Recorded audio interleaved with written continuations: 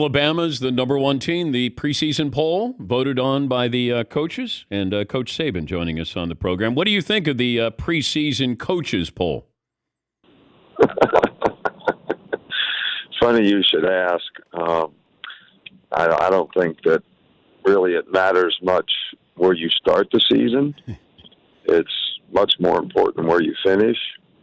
I do think that your team has to have enough maturity to know that it's great to get recognized and respected as a team, but this particular team hasn't done really anything yet to determine what its identity is going to be, and I think that's key to sustaining over the long haul of the season is to play with some kind of level of consistency and prove what kind of team you really can have, which, it's nice to be recognized, but in reality, it means nothing. Who did you vote for? I don't really. Good question. I don't really ever like to vote for us first. I will say that, especially in the beginning, until we've sort of proven who we are. So I'll leave it at that. When's the last time you went into a season and you went, I got something special? I think that the 2019 team that had to deal with COVID, when we got knocked out of practice in school on March 13th, the first day of spring practice, and I said, okay, guys, here's what we're going to do. We're going to give you an Apple Watch and a scale. You got to go home and work on your own, and we're going to have 3 Zooms every week to go over the installs and what we would have done in spring practice over the air. And nobody missed a meeting. Nobody missed a workout. And this was all a choice and decision that players had to make on their own with really very little supervision. And the players really wanted to play that season, and pretty special group to go 13-0 and win a championship. So I would say that's kind of the last time. It's got to be tough. All coaches are control freaks, and you don't have that much control, so you really are relying on somebody 18, 19, 20 years of age to do what they're supposed to do. Yeah, but I think I've been doing this long enough to know is when you do have a group that shows that kind of responsibility and accountability, that's something that you can really work with and build on, whether you're controlling it or not, because there's a lot of things that happen in a game that you don't have any control of. So if the players control it instead of you having to control it, you're a lot better off. When's the last time you really laughed, smiled, like something, for football that made you, cracked you up? Like, how often does that happen? Because you're pretty good at keeping your emotions close. Well, I think it happens a lot. I just think that sometimes people don't see it. I guess I'm pretty serious about what I do. Most people who have any kind of level of success, whether it's players, coaches, or whatever, or, they sort of enjoy the process of what you have to do to actually, have success. So I enjoy what I do. Maybe I don't laugh about it a lot, but when I'm away from it, I laugh quite a bit, probably as much as anybody. When's the last time you were truly tempted to leave Alabama? I've never been tempted to leave Alabama. I think that after your journey, we all have journeys in life, and you find out about yourself a little bit more in each choice and each decision that you make along the way. And I found out when I went back to pro football the last time, 15, 16 years ago, that was always my ultimate goal, to be a head coach in the National Football League. And, once I got there, I said, I enjoyed the college game a lot because I loved the development of players, personally, academically, athletically, a lot of positive self-gratification and all that. So when I got the opportunity to come to Alabama, I was like, this is it for me. So I really not had a lot of temptation. to go anyplace else. And I look at the job here as, it's a rebuilding year every year. You got a new team, you got new players, new leadership, new people to count on.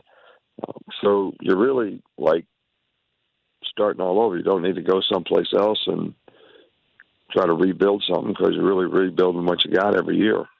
Talking to Nick Saban, Alabama head coach. How do you not make that meeting with Texas A&M personal for you? It's not personal at all. The game's about the players. And my concern was not directed toward any particular school. I should have never mentioned any particular school. It was really the state of college football in terms of where we are and how we're doing things and what's happening.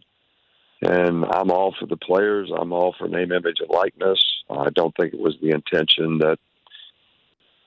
that whole scenario be used, as a recruiting tool for anyone. And so it's really my concern about the game. And but I'm all for the players. Our players are doing very well in name, image, and likeness, and we want to continue to support them in that. When's the last time you thought about retiring?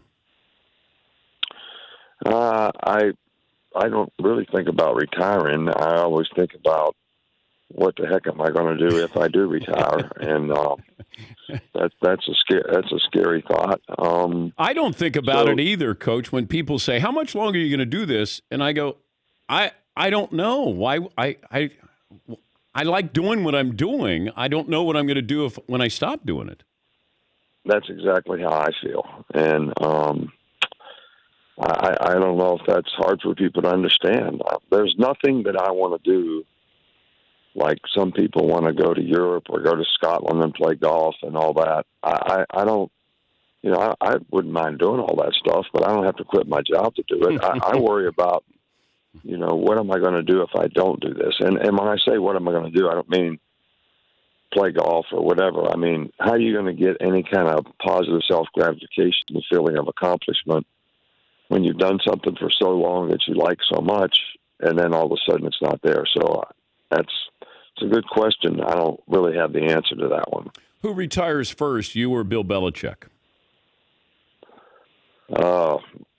That's a hypothetical question that I'm not sure I'm qualified to answer. I don't know what his feelings are, so I really can't speak for him. But you know how I'm kind of committed to the grind. But could I see you coach a high school team, like a defensive coach for a high school team? Like, could you find satisfaction, gratification doing something like that? Good question. I like coaching players. When we have high school camps here, or we have young players, I enjoy coaching those players as much as I enjoy coaching our players. Of course, you only have them for a day or two, but it's still the whole thought of helping somebody get better that I think is, coaching is teaching the ability to inspire learning. So if you're doing that, I think, there's a lot of positive self-gratification in that as well. Can the SEC get too big numbers-wise, Coach? I'm not sure. I think we're probably headed in a direction, like it or not, of mega conferences. How that all turns out and what's too big and what's not big enough is probably a pretty good question to try to figure out, but I'm not sure anybody has the answer to that right now. And maybe we have 2 or 3 mega conferences, and then that's where the playoff teams come from. I really don't know, but it looks like we're headed in that direction. Yeah, Coach, I wonder if, and I brought this up to Greg Sankey, that do you have like maybe 60 teams? You have AFC, NFC, like you just use the NFL model. Well, that seems to be where we're heading. Is that good or bad? I'm not sure. It's probably going to be good for some people, but it's not going to be good for all people because everybody won't be able to compete at that level. So we'll create a separation, like at least probably 50% of the schools that are considered Division I schools right now would not be able to compete, Yeah. That way. Now, maybe they come up with some kind of way like they do in soccer where over in Europe, I think, I don't understand it completely, where the relegation. Where if you have a really good team at, Wichita State and you can qualify for the playoffs even though you don't play in that division. If I'm late to one of your meetings, let's say 3 minutes late, what happens? We don't, first of all, we don't want anybody to be late. I think that punctuality is something that players have to understand is really important to help them being successful.